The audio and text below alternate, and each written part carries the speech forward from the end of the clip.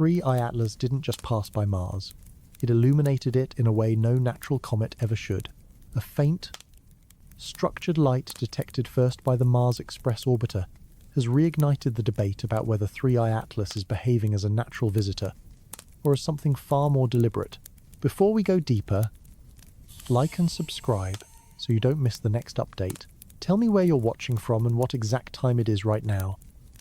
I'm mapping the moment you first heard this, across cities and time zones. Here's what we now know. What began as a minor flicker near Mars has turned into a data-driven mystery that may change how we read light itself. It began with a single pixel, a faint rise in luminosity buried deep in a calibration frame that wasn't supposed to contain anything at all. The Mars Express orbiter had been conducting a routine background scan on October 12th, meant to fine-tune its optics for the next imaging sequence. These scans are usually discarded. They're static fields used to balance sensor exposure against cosmic noise. Yet when one of the engineers replayed the feed frame by frame, a subtle pulse appeared along the lower margin of the image, a glow that came and went as if breathing. At first, it was catalogued as a compression error. Spacecraft cameras often misfire under extreme contrast between Mars's surface and the surrounding black. But when the data were cross-checked against a second exposure taken just 12 minutes later, the same flicker appeared not identical in shape, but identical in timing. The anomaly repeated at an interval that no natural artifact should sustain. Every 9.8 hours, the same rise and fall in brightness returned. It was too slow for instrument interference, too stable for cosmic rays, and too deliberate for randomness. The location was even stranger. The source of light wasn't on Mars, nor within the field of any reflected sunlight. Triangulation placed it roughly 730 kilometers behind the visible trail of 3I-ATLAS, the interstellar traveler that had just passed near the planet days earlier. At that distance, nothing should be bright enough to register on the sensors. Yet the glow persisted through filters, through angle changes, through orbital realignments. Something near the comet's path was emitting its own rhythm of light. Scientists initially suspected solar wind interaction. Mars has no global magnetic field, so the charged particles around it tend to scatter unpredictably. A sudden plasma surge could, in theory, create brief flashes, but the wavelengths didn't fit. The flicker peaked in the near-infrared range, at roughly 3.6 microns, a band normally associated with thermal reflection, not particle impact. Even more unusual, the emission had a constant amplitude. It wasn't fading as the comet moved farther from the planet. When the signal was reprocessed through ESA's photometric smoothing algorithm, the curve flattened into an almost perfect sine wave. Every crest and trough lined up precisely, each separated by the same number of minutes, with no deviation greater than a few hundredths of a percent. Nature can be rhythmic, but not that rhythmic. Even pulsating stars drift slightly in their cycles due to temperature and density shifts. This, however, behaved more like a beacon than a variable light source. In a meeting at Darmstadt, one of the data analysts quietly asked the question nobody wanted to voice. What if it isn't reflecting? What if it's transmitting? The idea was quickly brushed aside. No one wanted to speculate on intentional emission without solid proof. But privately, teams began to dig through past records of 3I-ATLAS to see if the pattern existed earlier. The answer was unsettling. JWST's infrared camera had captured a similar but weaker modulation 3 weeks before the Mars encounter, so faint that it had been filtered out as background drift. When those older frames were realigned with the new sequence, the phases matched perfectly. Whatever this flicker was, it wasn't local to Mars. It was traveling with 3I-ATLAS itself, pulsing steadily as the object crossed the inner system. Even small differences in instrument timing can create ghost patterns, but here the synchrony extended across multiple observatories and platforms.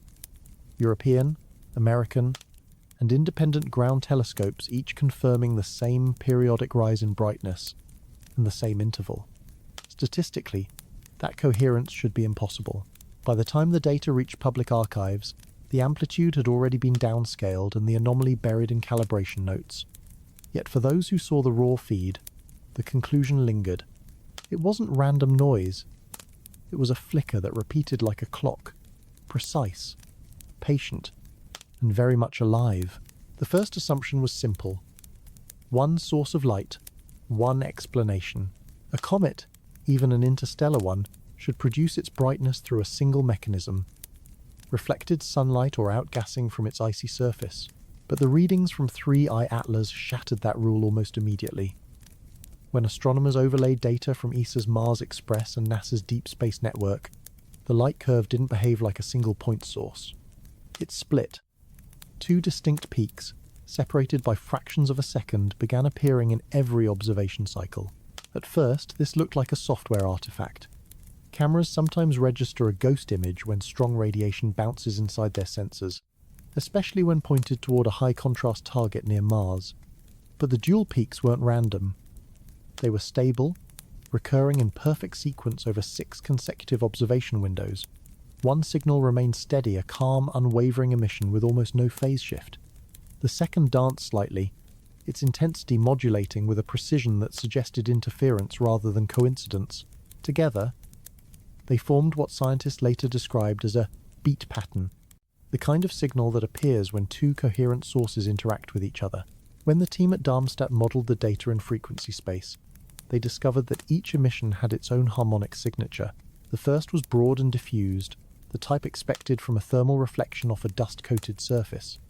The second, however, was narrow, laser-like, and astonishingly stable, a spike so sharp it could only be generated by coherent emission. In nature, that kind of stability exists only in phenomena like pulsars or masers, where energy is amplified in magnetic confinement.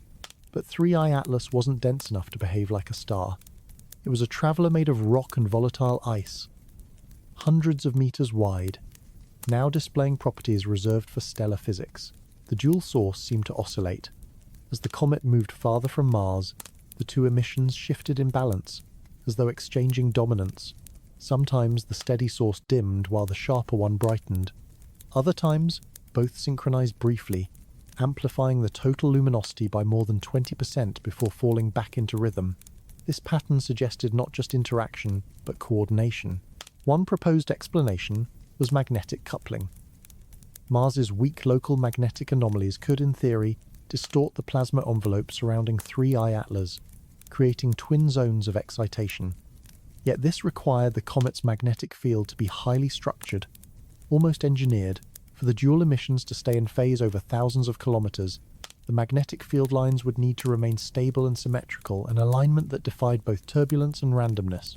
The James Webb Space Telescope added another layer of confusion.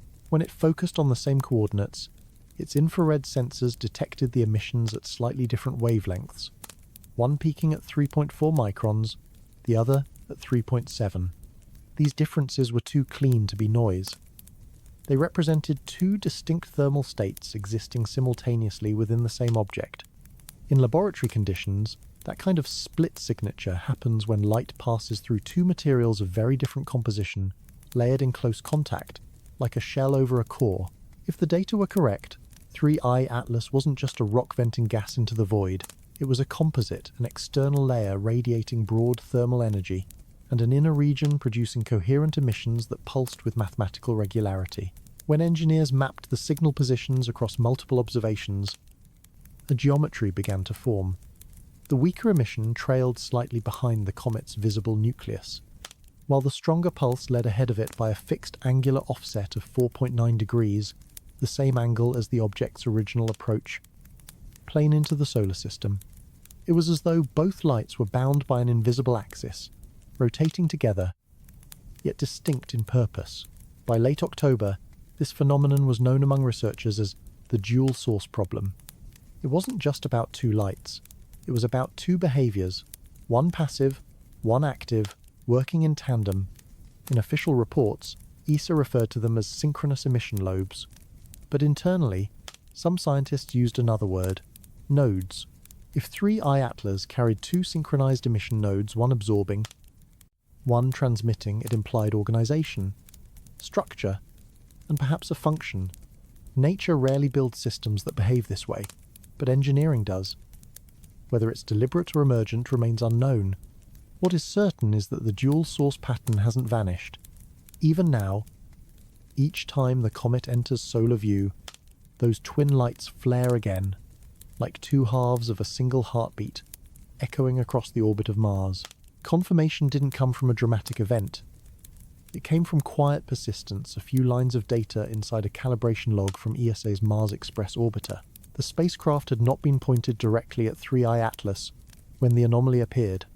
It was performing atmospheric limb scans, measuring the thin haze above Mars's surface, when a repeating infrared spike began to contaminate its readings.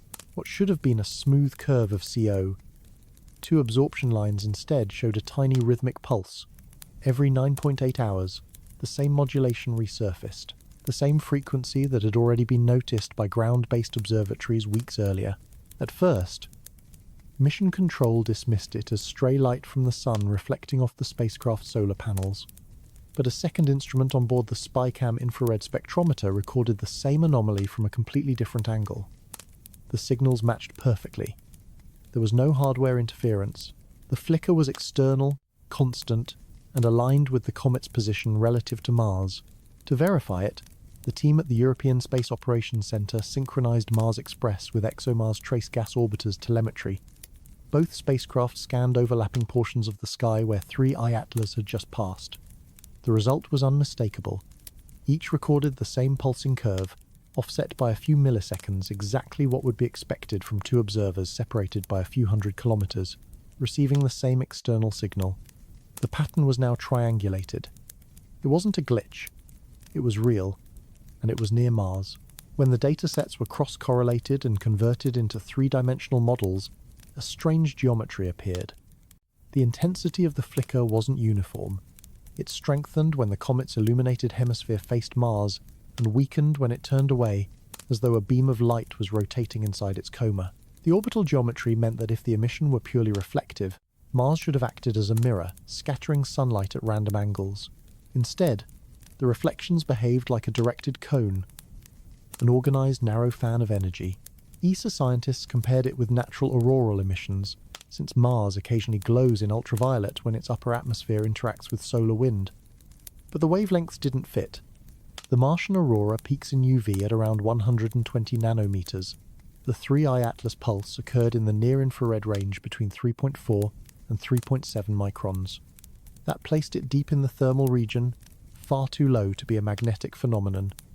Something was radiating controlled heat, not ionized light. As the investigation expanded, the mission team began to reconstruct the timeline of events. The first confirmed pulse coincided precisely with the comet's closest approach to Mars. The subsequent pulses remained phase-locked to the same interval, even as 3I-ATLAS receded from the planet. This constancy suggested that the emission wasn't a reaction to local conditions, it was an intrinsic behavior of the object itself. A kind of internal clock that didn't care about distance or solar influence. To rule out an imaging error, the engineers repeated the process during the next orbit, adjusting exposure times and using different detectors. Again, the same rhythmic light. The amplitude, though small, remained measurable and coherent. The conclusion inside the ESA telemetry summary was cautious but clear. Periodic infrared emission consistent across multiple sensors. Source consistent with Comet 3.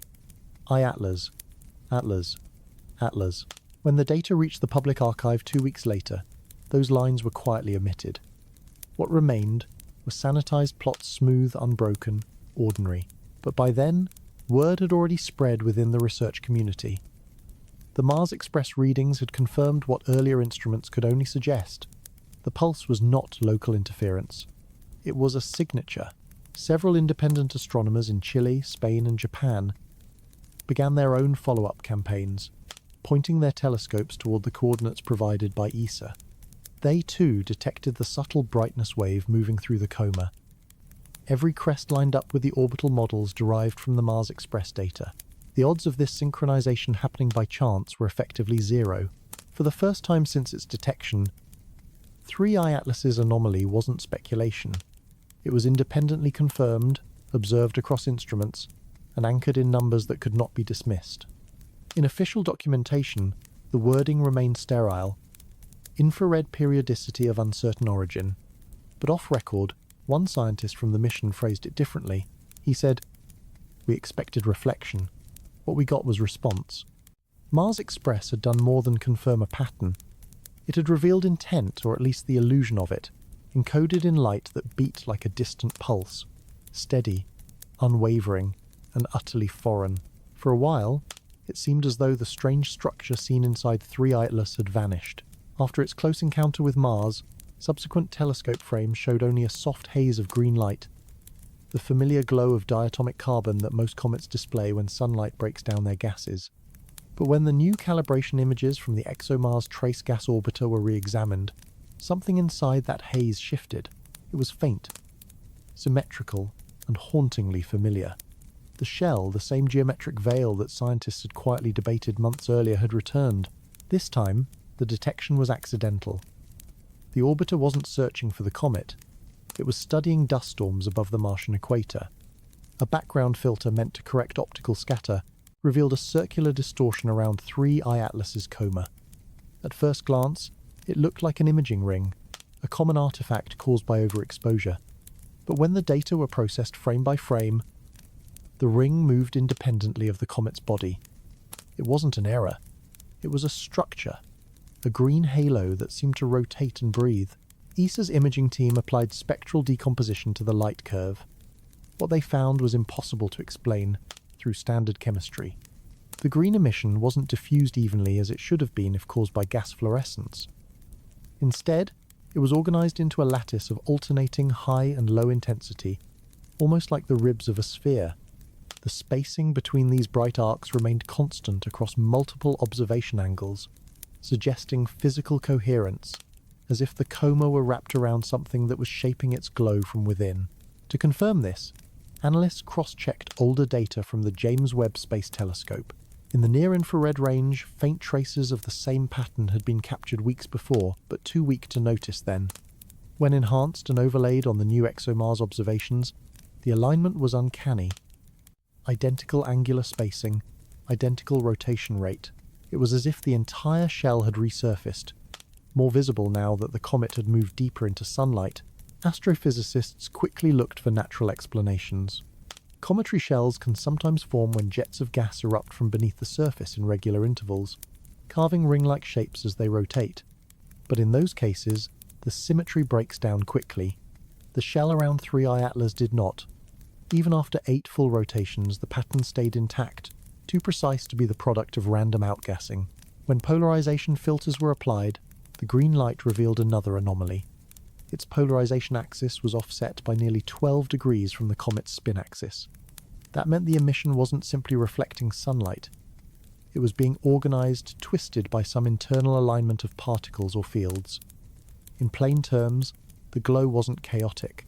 It was obeying a hidden geometry. By late November, several observatories on Earth had begun to see the same formation. In Chile, the Las Campanas telescope captured deep-field images, showing concentric ripples extending outward like waves on water. Each ripple pulsed faintly in the same 9.8-hour rhythm that Mars Express had recorded earlier. Somehow, the light and the structure were synchronized, one breathing in color, the other in motion. The implications were unsettling. If the shell was simply gas, it should disperse in hours. If it was dust, it should drift apart under solar radiation pressure. But the shell around 3I-ATLAS held its shape, rotating like a slow-turning lantern.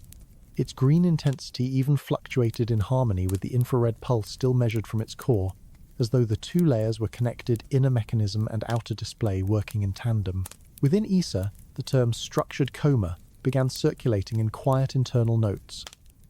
It was safer than calling it a shell, yet the image spoke for itself. A perfect geometric halo, suspended in a living fog. Some scientists compared it to plasma confinement seen in laboratory magnetic fields. Others noted that the pattern bore resemblance to the diffraction rings produced by coherent light. Light that isn't scattered, but guided. In public releases, none of this appeared. The agency issued a short statement describing localized density gradients in the coma of 3I-ATLAS, likely due to rotational jets. But behind closed doors, the data told another story of a shell that had re-emerged exactly where it should not, glowing in a hue that nature rarely arranges so perfectly. And so, the green shell returned not as an illusion, but as a message written in light, a reminder that something inside 3I-ATLAS might still be shaping itself silently, rhythmically, with a precision that defies the randomness of space. When the James Webb Space Telescope turned its mirrors toward the region near Mars in late October, the team wasn't looking for 3I-ATLAS at all. The target was routine, a calibration field meant to test thermal noise correction across Webb's mid-infrared detectors. But within hours of data transmission, a subtle irregularity emerged in the raw feed. Amid the faint glow of dust and background stars, one object pulsed. It wasn't strong enough to trigger an automatic alert, yet it was distinct enough to make a technician flag it for review. Coordinates confirmed it. The light source was 3I-ATLAS. At first, the anomaly appeared unremarkable. A brief thermal fluctuation within the 3.4 to 3.8 micron band, consistent with a passing reflection, but when the readings were plotted over time, something strange unfolded. The flux didn't fade, it repeated. Every 9.8 hours, precisely the same increase and decrease in brightness returned. Webb's instruments are some of the most stable ever built, capable of detecting deviations as small as a few parts per million. What they were seeing wasn't noise, it was rhythm. The data scientists isolated the emission from surrounding background sources using differential imaging. When the light curve was stretched into frequency space, it revealed two distinct harmonic layers, one broad, thermal, and expected, the other narrow and sharply defined. This second layer was far too coherent for a natural reflection. In laboratory optics, it resembled the pattern of constructive interference as if two beams of light were crossing in perfect synchronization. The discovery prompted Webb's Operations Center at Goddard to run an emergency re-observation. Normally, telescope schedules are fixed months in advance, but the potential of a repeating infrared anomaly warranted special review. Over the next 72 hours, the telescope conducted 4 short observations spaced evenly around the comet's rotation. The pulse never drifted. It rose and fell with a precision that suggested timing, not chance. Then came an even deeper puzzle. As 3I-ATLAS rotated, the pulse should have shifted relative to its surface, like sunlight moving across a turning object. It didn't. The modulation remained locked in phase, as if anchored to an internal axis, independent of rotation. That behavior had never been observed in any natural body. Even artificial satellites drifting in deep space show subtle variations due to spin and changing light angles. 3I-ATLAS did not. It was behaving like a source that controlled its own output. Webb's spectroscopic instruments soon added more context. The emission peak corresponded to a temperature of roughly 350 Kelvin, far too high for a body at its distance from the sun, yet too low for vaporized metal. The surface showed no evidence of sudden heating, no flares, no reflective spikes. It was as if the energy were being generated and released internally, through a mechanism invisible to any known process of sublimation or thermal cycling. One engineer quietly suggested an unsettling comparison. It's behaving like a modulator. In radio terms, that would mean the comet's light wasn't random emission, but a carrier wave, a steady base signal upon which information could, in theory, be imprinted. No such claim was made officially, but internally, the observation summary replaced the word flare with pulse. Meanwhile, the ESA and NASA coordination teams exchanged encrypted reports to ensure cross-validation. Goldstone radar data from the same time frame showed a faint echo consistent with the 9.8-hour cycle. Though too weak to analyze fully, it hinted that the optical and radio domains might be linked to manifestations of the same underlying rhythm. When the time came to release the public data, the pulse was absent from the summary plots. Only a single line remained: transient infrared variation, likely associated with outgassing. But the full resolution frames, preserved in the internal repository, told another story.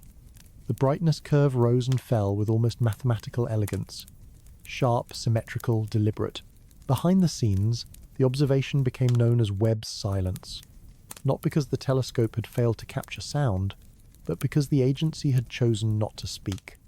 For those who saw the unfiltered data, the conclusion was unavoidable. 3I-ATLAS was emitting energy too structured to be random. Whether it was natural resonance or something more sophisticated, no one could say. But in the stillness of those infrared waves measured across millions of kilometers, the universe seemed to whisper in numbers, a signal without voice, a light that refused to fade, and a silence that spoke louder than any transmission ever could. Every comet rotates, That is one of the simplest truths in orbital mechanics. Ice and rock, once captured by sunlight, spin their outgassing jets, acting like small thrusters, tilting their axes, creating the flicker and shimmer astronomers have documented for centuries. But when 3I-ATLAS entered the inner solar system, something about its rhythm didn't add up. The pulse recorded by the Mars Express orbiter, the James Webb Space Telescope, and multiple ground arrays all followed a 9.8-hour cycle. Yet when its physical rotation was modelled through light curve analysis, the numbers refused to match. By tracking the variations in brightness across consecutive frames, astronomers calculated a rotation period of roughly 4 hours. That would be typical for a comet of its size. Slow, stable, steady. But the pulse did not follow that period. The brightening didn't occur when the same regions of the nucleus faced the sun. It occurred on its own clock, drifting further out of sync with each observation. The emission and the rotation seemed to belong to two different systems. At first, this mismatch was chalked up to data latency. Perhaps instruments from different agencies weren't perfectly synchronized. But even after ESA's telemetry team corrected for time drift and standardized all timestamps, the pattern persisted. The rotation of the nucleus and the periodic pulse were not coupled. The object's body was turning at one rhythm, but the energy it emitted beat to another. To visualize this, researchers at the European Southern Observatory constructed a 3D phase map, a rotating model showing how the pulses should align with the comet's spin. Instead of forming stationary hotspots, the pulses appeared to slide across the surface like searchlights moving independently of any fixed point. It was as if the source of the energy wasn't on the surface at all, but hovering inside or around it, projecting outward through the surrounding coma. In natural terms, this is nearly impossible. Jets of vapor and dust always originate from discrete vents or fractures. They rotate with the nucleus, producing predictable flickers as they turn into sunlight. 3I-ATLAS, however, behaved like a gyroscope inside a sphere. Two rotational systems, one mechanical and one energetic, loosely coupled but not synchronized. One team proposed a magnetic explanation. If the comet carried a residual magnetic field, perhaps fossilized from its birth environment, it might interact with the solar wind in ways that created standing waves of charged particles. These could oscillate independently of the comet's spin, producing a regular external glow. But the field strength required for such stability would exceed anything known. In a body of its composition, the magnetic hypothesis was quietly dropped. Next came the precession model. Maybe the nucleus wasn't rotating smoothly, but wobbling, causing apparent mismatches in timing. Yet this idea also collapsed under simulation. The degree of wobble required to explain the phase offset would have visibly distorted the comet's coma. The coma, however, remained geometrically perfect, calm, symmetrical, centered. In November, a paper circulated internally within ESA's science division titled Rotational Decoupling in 3I-ATLAS. It presented the data bluntly. The luminous pulse is non-rotational in reference to nucleus spin. The signal persists, irrespective of body orientation. In simpler terms, 3I-ATLAS emitted light as though it were stabilized, not tumbling, not responding to torque, not behaving like anything subject to Newtonian motion. Some scientists compared it to spacecraft attitude control, the ability of a probe to maintain an internal axis using gyroscopic stabilization, or electromagnetic balancing. The analogy was uncomfortable but mathematically valid. The phase difference between the spin and the pulse was consistent with a system maintaining independent rotational control. During one particularly sensitive observation from Goldstone radar, subtle Doppler shifts hinted that the outer coma was rotating in one direction, while the internal emission pattern drifted slightly the other way. That tiny opposition, a rotational mismatch within the same object, became the defining signature of 3I-ATLAS. It wasn't merely spinning, it was counterspinning. The discovery reignited debates about Oumuamua, the first interstellar visitor ever recorded. That object, too, had shown strange acceleration, inconsistent with its spin. 3I-ATLAS took the anomaly further, demonstrating not just an external thrust but internal dissonance. The public never saw these plots. The official statement reduced the event to rotational irregularity, likely caused by differential sublimation. But within research circles, another term quietly emerged: stabilized emitter. It described a body whose energy release pattern remained steady, even when its physical form did not a hallmark of control, not chaos. In the silence of space, that control spoke volumes. 2 rotations, 2 clocks, one belonging to a drifting piece of interstellar debris, the other to something hidden within it, dictating its own timing, as though listening to a rhythm no one else could hear. As 3I-ATLAS curved toward perihelion, its closest pass to the Sun, scientists expected the same thing they had seen 100 times before. Heat rises, ice sublimates, jets erupt, and the comet brightens dramatically as it sheds its outer layers. That's the choreography of every visitor to the inner solar system. But this time, something different happened. The closer 3I-ATLAS came to the Sun, the quieter it became. Instead of flaring into brilliance, the object's visible brightness stabilized. Even as solar radiation increased by nearly 40%, its spectral temperature plateaued, hovering at a steady 350 Kelvin. The coma, instead of expanding, compressed slightly. For a moment, it looked as if the comet were absorbing sunlight instead of reflecting it. But when the data from James Webb and the ESA's solar orbiter were compared, a second hidden signal appeared, a faint but regular surge of thermal energy, pulsing outward every 9.8 hours. This pulse wasn't random. It matched perfectly with the rhythmic light variations recorded earlier near Mars. Only now, the phenomenon was happening in the heat domain, rather than the visible spectrum.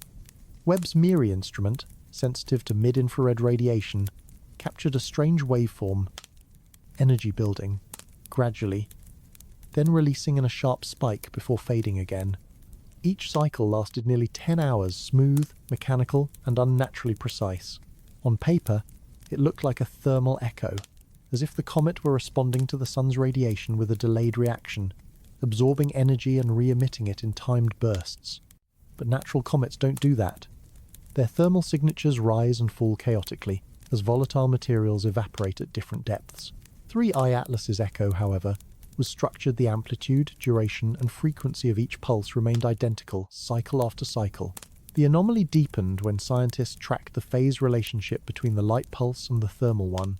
The heat didn't crest when the comet's visible brightness did. It lagged behind by about 14 minutes, like a system processing input before responding. To engineers, it resembled feedback delay, a hallmark of controlled modulation, not chaotic thermodynamics. The team at the European Space Operations Centre ran thermal simulations using every model available: silicate dust, carbon-rich ice, even exotic compounds like nickel carbonyl that had previously been detected in the comet's vapor. None of them could produce the same pattern. To maintain that precise temperature oscillation at perihelion distance would require an active mechanism regulating heat flow, something that could absorb and re-radiate energy on command. At this stage, a few scientists began comparing the readings to known artificial signatures.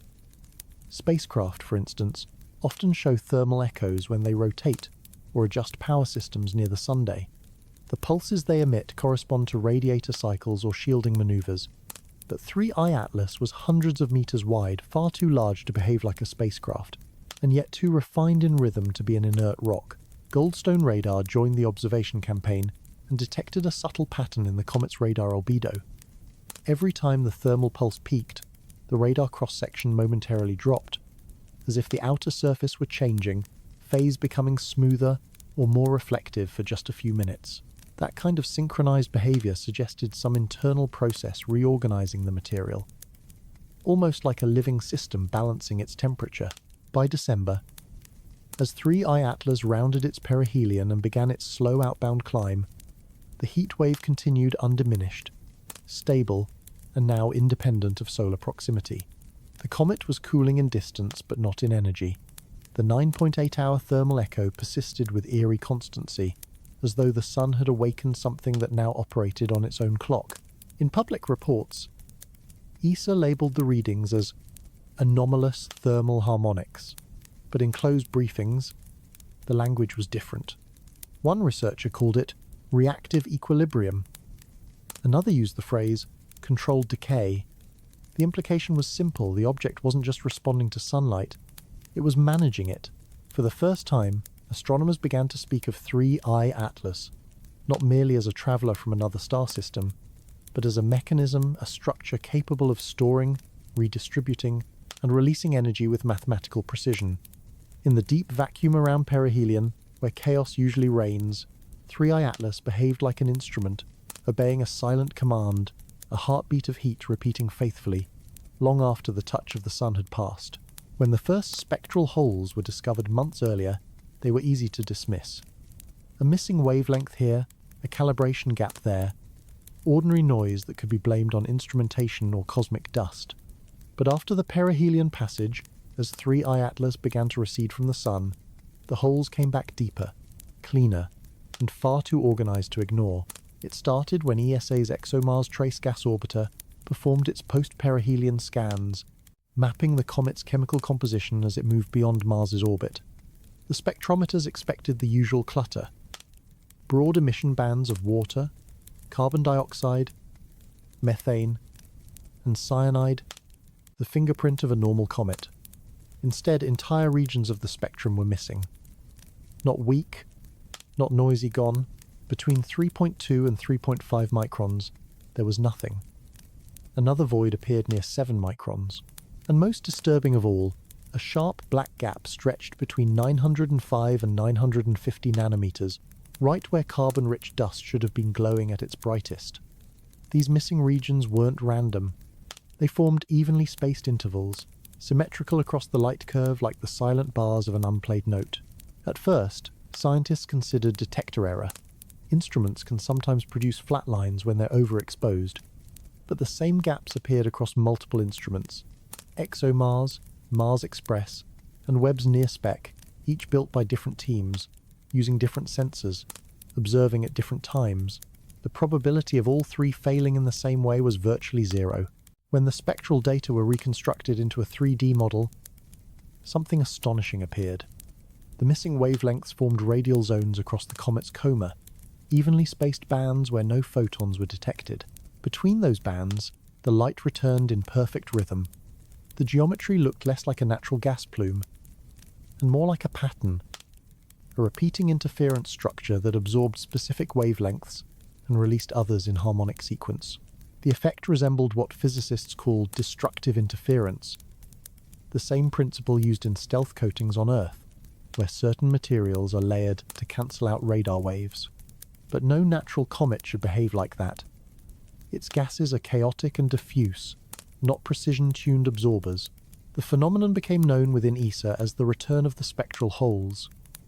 Teams compared them to the earlier readings taken before perihelion. Those first gaps had been shallow, faint valleys across the light spectrum. The new ones were deeper by almost 40%, sharper at the edges, and perfectly aligned with the earlier pattern. The object hadn't lost its anomalies, it had amplified them. Even more intriguing was the timing.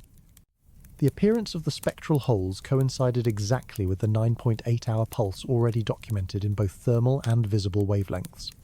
Each time the pulse reached its peak brightness, the holes expanded slightly, as if something inside 3I-ATLAS was adjusting the way its outer layers interacted with light.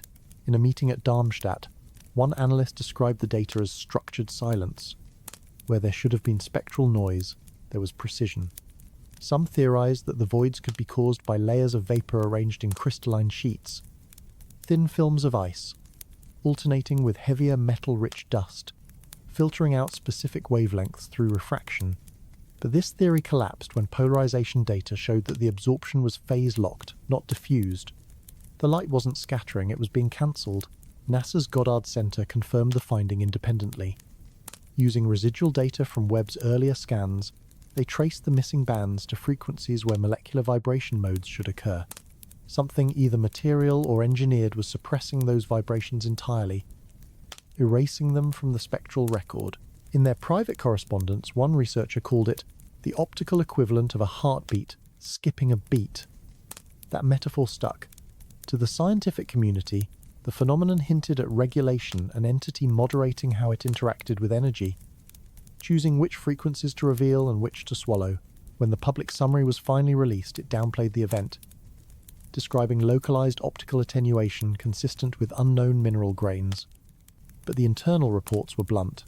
The same harmonics seen before Mars had reappeared, more precise than ever, like a code repeating itself after each solar pass.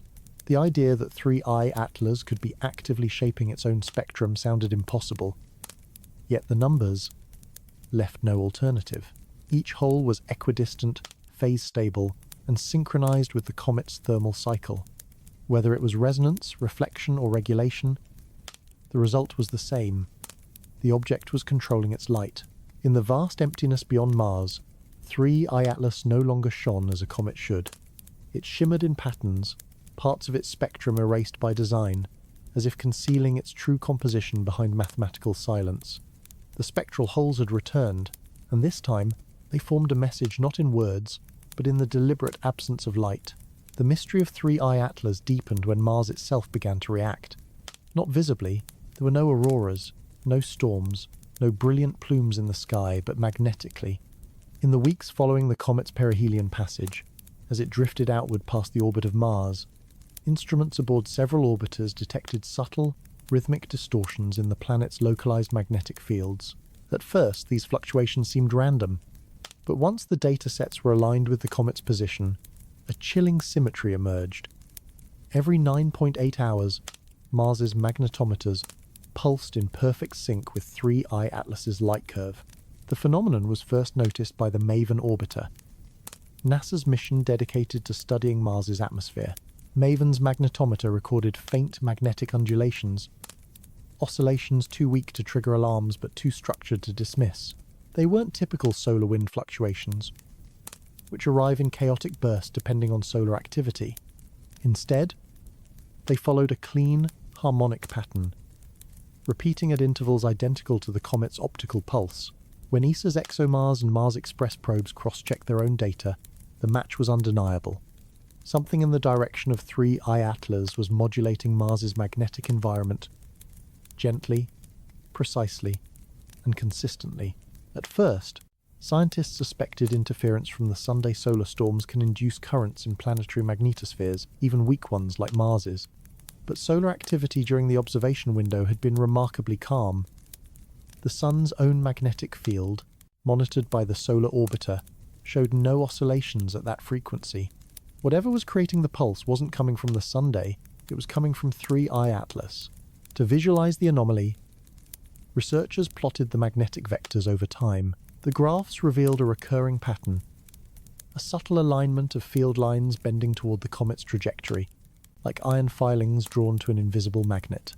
The strength of the distortion was minimal, measured in nanoteslas, yet it propagated across the entire night side of Mars's upper atmosphere. More curious still, the oscillations intensified whenever 3I-ATLAS's infrared pulse peaked, implying that heat, light, and magnetism were somehow linked. In natural physics, that kind of correlation doesn't happen. Light and magnetism can interact through charged plasma, but only in dense environments like stars or magnetospheres. The space between Mars and the comet was too sparse for such coupling. That left researchers with an uncomfortable conclusion. The source of the magnetic modulation was internal to 3I-ATLAS. A report quietly circulated within ESA under the title Electromagnetic Correlation with Interstellar Object 3I-ATLAS. It proposed a radical hypothesis. The comet's interior might contain a conducting structure, metallic or plasma-based, capable of generating periodic magnetic fields as it rotated. These emissions, weak but coherent, could travel millions of kilometers through space, subtly disturbing Mars's residual magnetic crust. Essentially, 3I-ATLAS might be operating like a dynamo. James Webb's mid-infrared observations supported this idea indirectly. During each thermal pulse, the telescope recorded a microshift in spectral polarization, a telltale signature of magnetically aligned dust. It suggested that particles within the comet's coma were momentarily reorienting in response to an organized magnetic field, aligning, then relaxing, like compass needles responding to a hidden signal. Ground-based observatories added another strange layer. The Chilean radio array ALMA detected brief polarization, flips in microwave frequencies during the same windows as MAVEN's magnetic oscillations. Those flips were consistent with an external electromagnetic driver, not a reflection or echo, but an active field sweeping across Mars's orbital plane. Publicly, Both ESA and NASA avoided the term magnetic influence. Their joint statement called it transient electromagnetic coupling, likely driven by charge-dust interactions. Yet the internal memos use stronger words. One scientist referred to it as induced alignment, another as directed magnetization. In one particularly telling sequence, the magnetic field around Mars appeared to bend backward, not toward the comet's past position, but along its future trajectory, as though anticipating motion before it occurred. That behavior defied both physics and probability. The field wasn't being dragged, it was being guided. By December, the pulse had weakened, but traces remained detectable in MAVEN's deep archives. A standing oscillation, quiet, faint, but persistent, still echoed every 9.8 hours, long after the comet had left Mars's immediate vicinity. To the public, the event was another footnote in the saga of a strange interstellar visitor, but for the scientists watching the magnetometers twitch in rhythm with a silent pulse far away, the conclusion was far more unsettling. 3I-ATLAS hadn't just illuminated the space around Mars. It had reached out and written invisible lines across its magnetic field, like a hand brushing softly over the planet's skin. It began, as many moments in science do, with silence. After months of steady data releases, light curves, spectral logs, thermal maps, the European Space Agency abruptly stopped publishing new information about 3I-ATLAS. No press statements, no calibration updates, not even a courtesy note to confirm that observations were continuing. For most of the public, it went unnoticed. For the small community of researchers tracking the object since its Martian flyby, it was deafening. The lockdown happened quietly on December 12th, 3 days after ESA's Mars Express transmitted its final confirmed dataset showing synchronized magnetic anomalies. The file appeared briefly in the public repository, tagged pending calibration, then vanished within hours. When researchers attempted to access the URL again, it returned a simple message: restricted archive node. Even within the agency, access permissions were suddenly altered. Instruments that had always fed open data streams were now routed to encrypted servers, accessible only to a handful of principal investigators. This was highly unusual. ESA has long prided itself on transparency, from Rosetta's Comet mission to the Mars Express operations. Nearly all raw telemetry is published automatically after preliminary checks. Nothing like this had happened before. The change was not announced. It was buried in a maintenance note citing temporary security compliance restructuring. But investigators noticed something else buried in the metadata. A new classification tag, Tier 4 access required. Tier 4 status is reserved for material deemed sensitive to international coordination. It's typically applied only to data involving military satellites or geopolitical incidents, not astronomy. So why was it now attached to a comet? Behind the scenes, communications between ESA, NASA, and China's CNSA intensified. Meeting logs revealed a flurry of encrypted correspondence over a 72-hour window. One internal summary, later leaked to journalists, referred to anomalous coupling and synchronization anomalies between observation platforms. In simpler terms, multiple spacecraft had begun experiencing minor telemetry lags whenever 3I-ATLAS was in frame. The delays were small milliseconds, but synchronized across 3 independent missions. To engineers, that suggested interference. Rather than admit to interference, ESA classified it. On December 15th, all missions referencing 3I-ATLAS were instructed to reroute their uplinks through secure relay channels normally used for deep space defense assets. The directive's language was bureaucratic but chillingly clear. Maintain data continuity under restricted visibility. Dissemination suspended until cross-agency protocol review complete. Researchers within the agency pushed back. Many had built careers on the promise of open data. One scientist from the Darmstadt Control Center described the mood bluntly. It felt like the curtain coming down. The data servers that had streamed near real-time information for years now showed only blank dashboards. When journalists asked ESA's press office for clarification, the agency issued a single, sterile statement. Following internal technical review, select datasets relating to interplanetary object 3I-ATLAS have been temporarily withheld to ensure accuracy before publication. But accuracy wasn't the issue, synchronization was. The instruments were functioning perfectly. What worried Mission Control was that they were functioning too perfectly, producing readings that mirrored one another across vast distances, locked to the same inexplicable rhythm coming from the comet. Privately, some staff referred to the freeze as the blackout. In Darmstadt, telemetry operators noticed that all new 3I-ATLAS data packets were routed to an internal server cluster labelled Hermes, a codename usually associated with cross-agency relay testing. Access required physical authorization. Overnight, the object that had captivated the world became an internal matter, a digital ghost fenced off behind encryption walls. By early January, external observatories noticed the absence. Amateur astronomers could still photograph 3I-ATLAS, but without ESA's precision tracking, trajectories became guesswork. A growing number of independent researchers accused the agency of data suppression.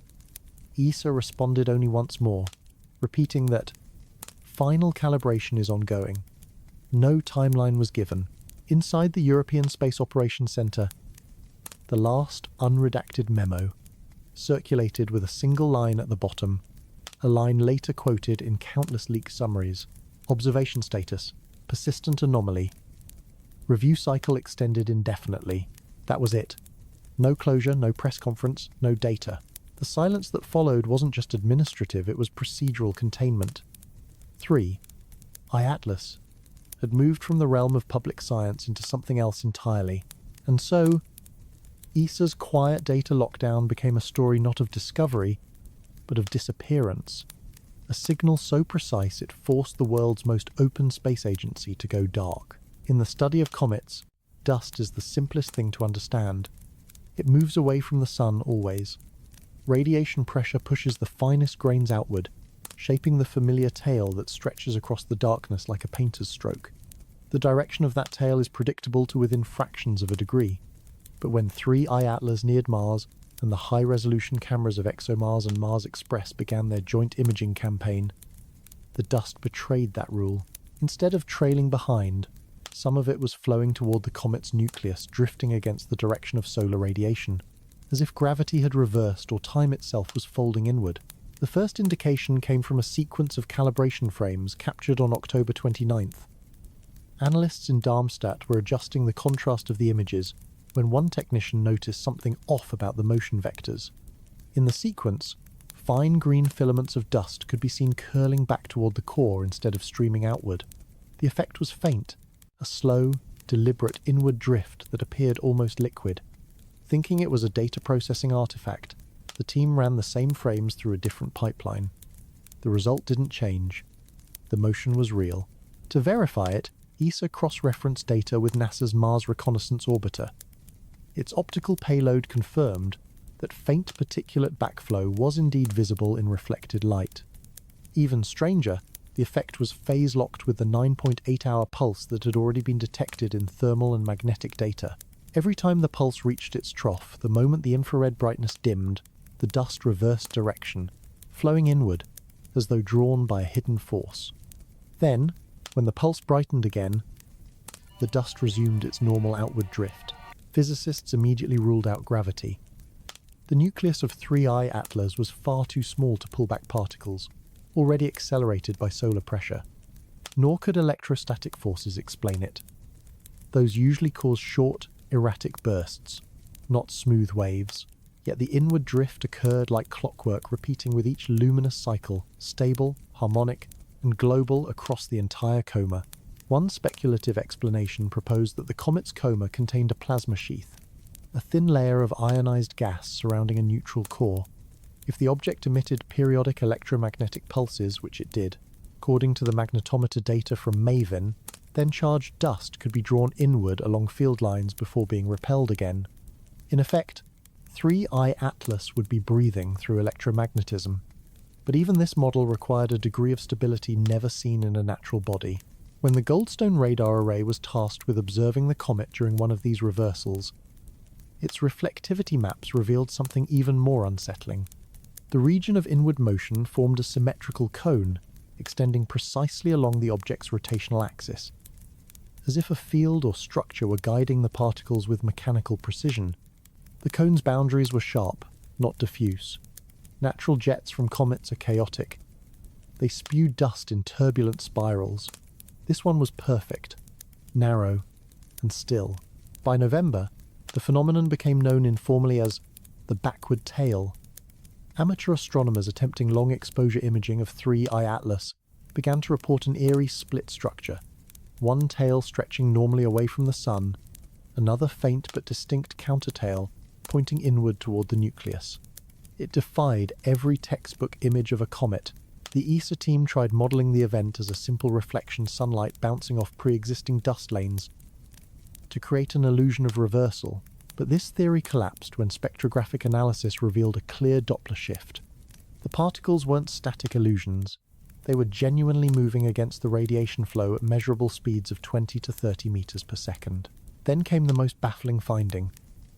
During the moments of inward flow, the infrared signature of the comet dimmed slightly, as if the incoming particles were being absorbed, not scattered. Some hypothesized that the dust carried charge, feeding energy into the nucleus. In other words, 3I-ATLAS might have been harvesting its own expelled material, reclaiming it in timed intervals like a closed-loop system. Maintaining equilibrium, ESA's official line described it as temporary phase inversions caused by complex plasma dynamics, but inside the agency, a different term circulated: material recall. It sounded mechanical because it was. The dust wasn't simply reacting to sunlight. It was obeying a command, one that pulsed from within. When the comet eventually drifted farther from the Sun, the inward motion faded, the two tails merged, and the object resumed the ordinary behavior of an outbound traveler. Yet, the data remained. The vectors still pointed the wrong way, the timing still matched the pulse, and the mystery still stood. Something inside 3I-ATLAS could override the most basic force governing a comet's life. The dust had moved backward, and in doing so, it left a mark on every scientist who saw it. Because in a universe built on outward motion, only one kind of thing calls matter home again. Something that remembers. Polarization is one of astronomy's quietest measurements. It doesn't dazzle like brightness or color, but it reveals structure, the direction in which light waves oscillate as they travel through space. For ordinary comets, polarization is simple. Sunlight hits dust, scatters chaotically, and the resulting glow carries a random orientation. Yet with 3I-ATLAS, nothing behaved randomly. In late November, when ESA recalibrated its optical sensors during a stable phase of observation, the comet's reflected light began showing a pulse of polarization that repeated every 11 minutes, superimposed on its much larger 9.8-hour cycle. The pattern wasn't just visible, it was perfect, sharp, and synchronized across multiple instruments separated by millions of kilometers. It began with the trace gas orbiter's onboard polarimeter, which was meant to map ice crystal orientation above the Martian atmosphere. During background scans, the device caught a faint oscillation in the polarization angle of 3I-ATLAS's light. The swing was subtle, just a few degrees of shift, but it occurred rhythmically, every 660 seconds. At first, engineers thought it was the instrument's gyroscope recalibrating, but when Mars Express and the Very Large Telescope in Chile registered the same 11-minute oscillation, the explanation collapsed. Polarized light can be produced by aligned dust grains under magnetic influence. The problem was that these grains shouldn't align that fast. The process normally takes hours or days, depending on local conditions. Here, it was happening with clockwork precision, as if some unseen mechanism was flipping the alignment of the coma's particles back and forth on a timer. ESA's polarization specialists fed the data into modeling software, testing every known variable: dust composition, density, and solar incidence angle. None of it reproduced the pattern. The oscillations were too coherent, the shifts too symmetrical. Eventually, they discovered something even stranger each time the polarization rotated. The total brightness of the comet dipped by a fraction of a percent, then rebounded. The timing between light intensity and polarization shift was exact: 11 minutes, 0 drift. This consistency led to one inevitable hypothesis. The light wasn't just scattering off dust, it was being modulated. In laboratory optics, that kind of precision requires interference. Two sources of light intersecting at controlled angles to manipulate wave orientation. It's how humans polarize lasers or encode data in optical transmissions. But in deep space, no known natural process can sustain that regularity. The James Webb Space Telescope added a crucial piece to the puzzle. During a mid-infrared observation session, its sensors detected micro-variations in polarization that matched the visible readings from Mars' orbit. In other words, 3I-ATLAS was modulating its light across multiple wavelengths simultaneously visible and infrared, both flipping in tandem every 11 minutes. The probability of a random alignment across spectra was infinitesimal. When these results reached the European Space Operations Centre, analysts realized that the 11-minute cycle was nested within the larger 9.8-hour pulse, a harmonic resonance, like a subbeat in a piece of music. Each full 9.8-hour cycle contained precisely 53 11-minute subcycles. The ratio was so exact that engineers double-checked their clocks against the spacecraft telemetry to rule out drift. The numbers held. The object was not only emitting periodic energy, but doing so in layered rhythms like signals within signals. For a brief moment, speculation turned daring. Could 3I-ATLAS be producing polarized emissions as a byproduct of an internal magnetic process, something rotating rapidly inside its core, inducing an electromagnetic field strong enough to reorient dust grains rhythmically? The theory bordered on science fiction, yet it fit the data better than anything else. If such a field existed, it would imply conductivity and structured rotation features more at home in a reactor than a comet. ESA's official release, when it came, stripped away all of that. The agency described the discovery as localized polarization anomalies, possibly caused by charged dust interactions. But within the internal network, the engineers called it something else. The strobe. The strobe's precision unnerved even veteran scientists. Each oscillation was identical, no drift, no decay persisting for days. It was as if 3I-ATLAS had an internal oscillator, a mechanism capable of maintaining phase-locked cycles through chaos, dust, and vacuum. When plotted over time, the 11-minute pulses formed a perfect wave, fractal in harmony with the longer 9.8-hour envelope. And hidden within that pattern lay a chilling implication.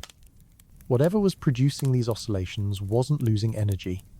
It was maintaining order, resisting entropy in an environment where nothing should. In cosmic terms, that's not reflection, that's behavior.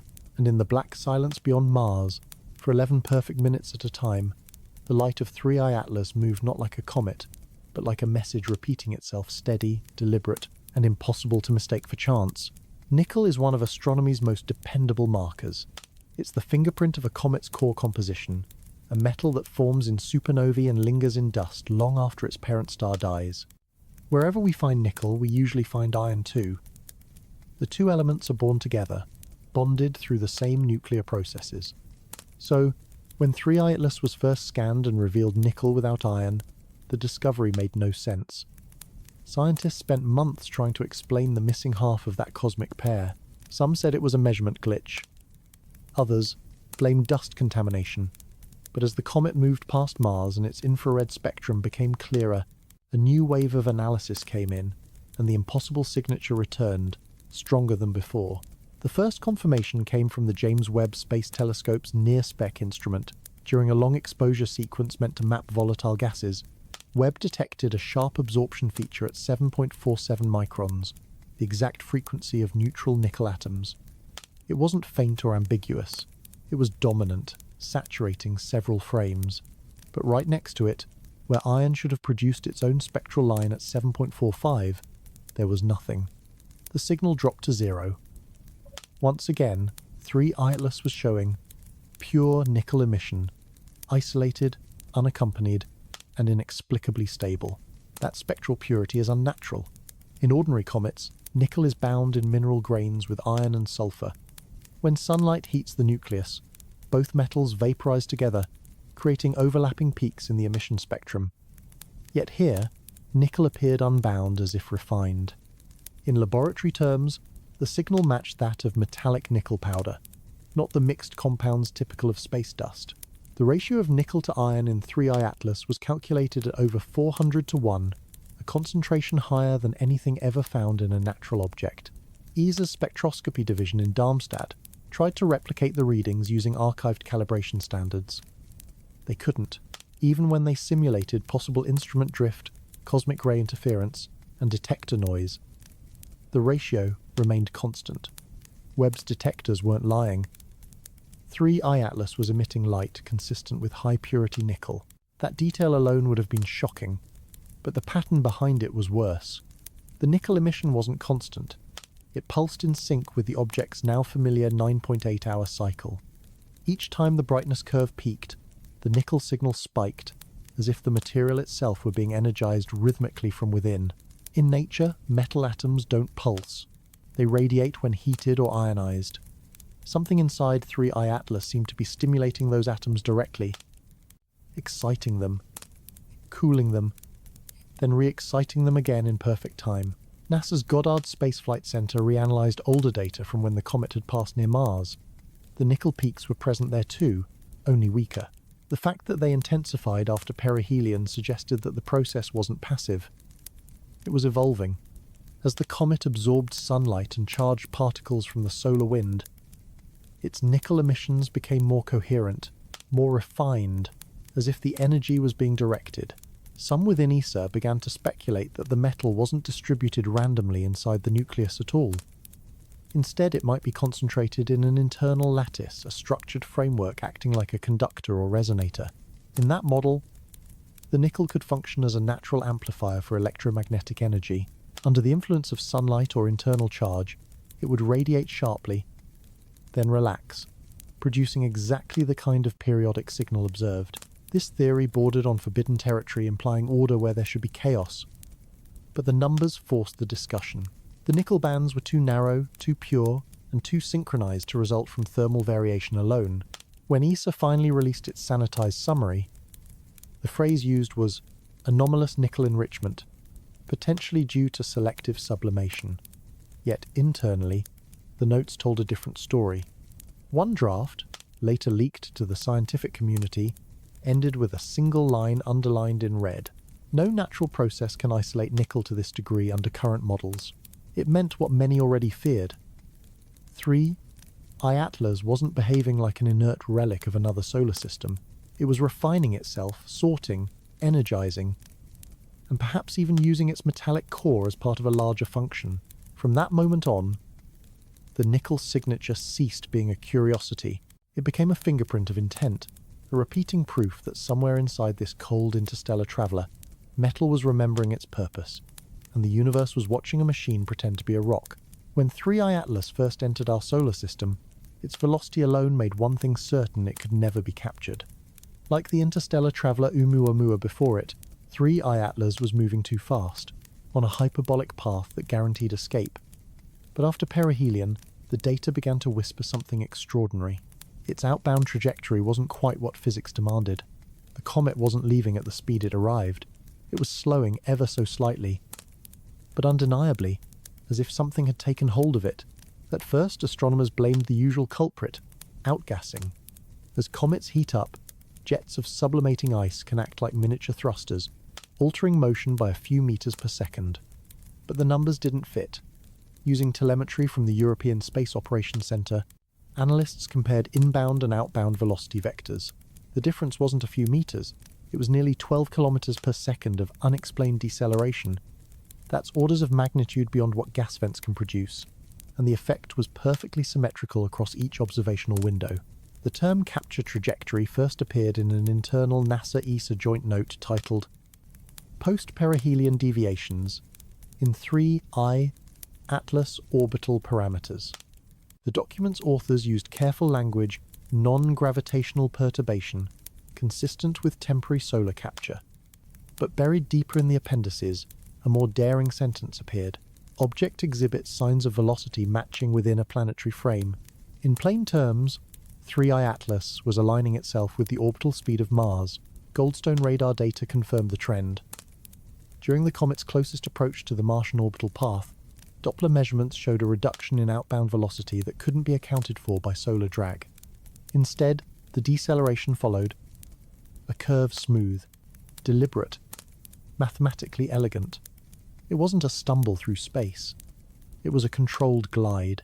The object's course was bending, slightly but unmistakably, toward the ecliptic plane, the same flat sheet where all planets orbit the Sunday.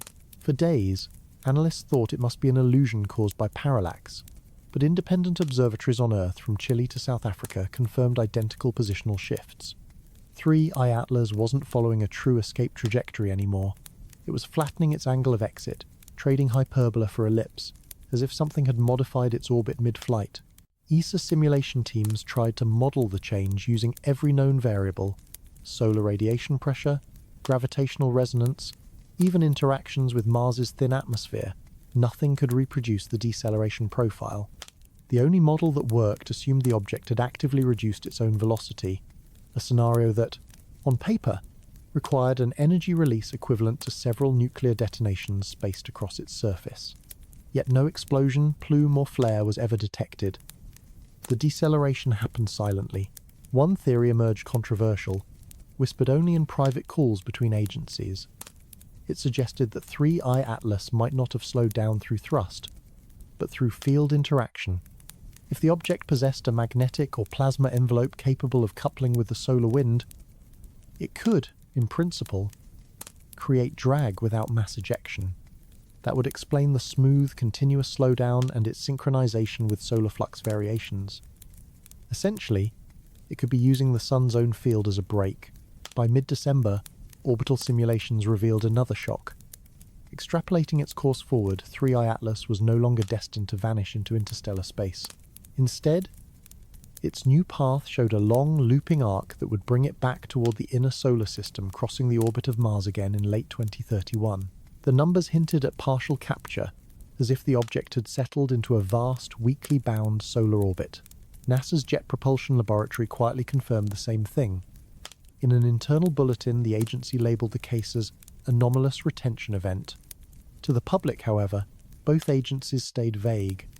ESA's press statement framed it as orbital uncertainty due to dust ejection.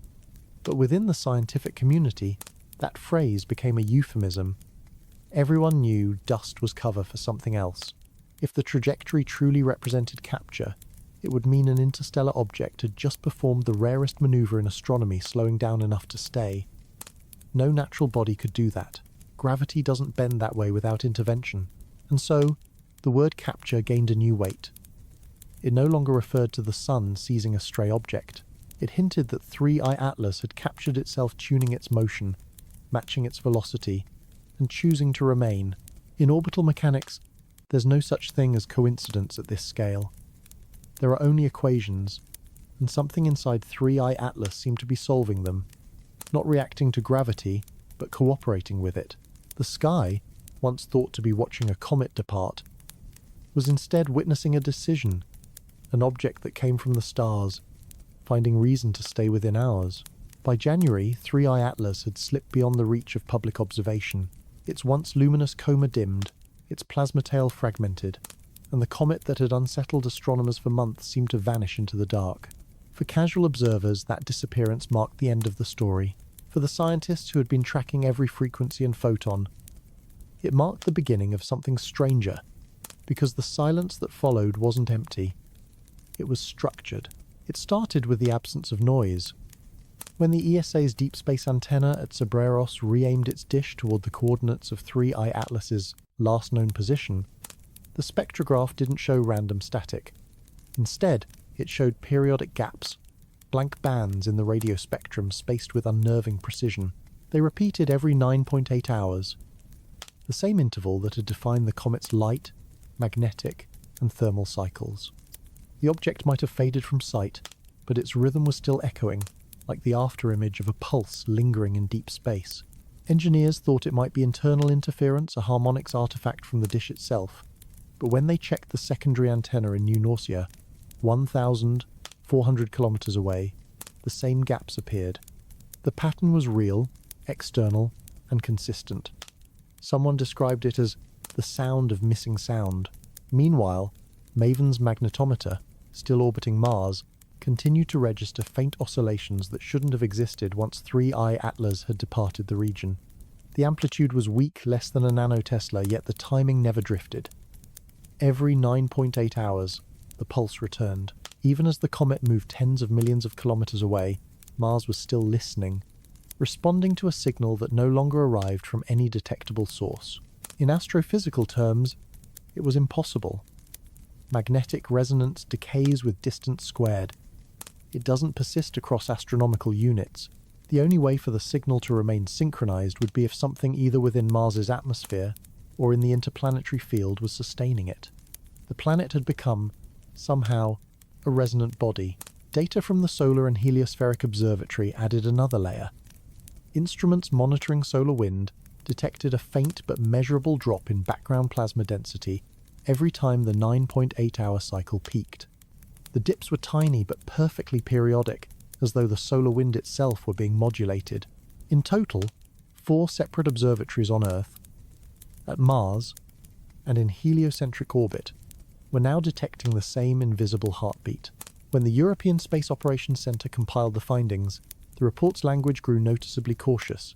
Persistent modulation observed across multiband instruments, no natural source correlation, pattern consistent with coherent external driver. In other words, something is still transmitting, and yet there was nothing left to see. No comet, no glow, no tail, only silence, punctuated by rhythm. To some scientists, it felt as though 3I-ATLAS hadn't left at all. It had shifted mode. What once expressed itself in light now expressed itself in absence. The phenomenon came to be called the residual. The working theory proposed that 3I-ATLAS had left a trace, a standing wave pattern imprinted in the heliospheric medium. Like the ripples left after a boat passes, it continued oscillating long after the source was gone. But the precision of the cycle, the way it maintained perfect timing across millions of kilometers, defied that metaphor. It wasn't fading. It was alive. In one internal email chain, a researcher wrote, "We used to call this silence. Now I think it's instruction." The phrase spread quietly among teams, half in jest, half in awe, because when they plotted the intervals of the gaps, the missing radio bands, they realized they weren't random at all. The timing formed a binary rhythm, alternating in ratios that approximated prime number sequences. It was simple, elegant, deliberate. Publicly, none of this was acknowledged. ESA's final communique referred to the 3I-ATLAS data stream as signal decay, consistent with diminishing ionized debris. But privately, analysts kept watching the silence. The 9.8-hour rhythm still pulsed, detectable only to the most sensitive instruments, growing fainter but never chaotic. Months later, one last note appeared in the agency's classified summary. Signal amplitude decreasing, coherence unchanged, transmission origin indeterminate, status continuing. For the first time, scientists began to consider that maybe the object hadn't vanished at all. Maybe it had completed its purpose, embedding its frequency into the space it once occupied, turning emptiness into information. And so, as 3I-ATLAS receded into the cold, the cosmos answered not with brightness, but with pattern. The comet that had once spoken in light now whispered in silence. And that silence, measured and rhythmic, became the final message. It wasn't just gone. It had gone quiet. And in that quiet, it was still speaking.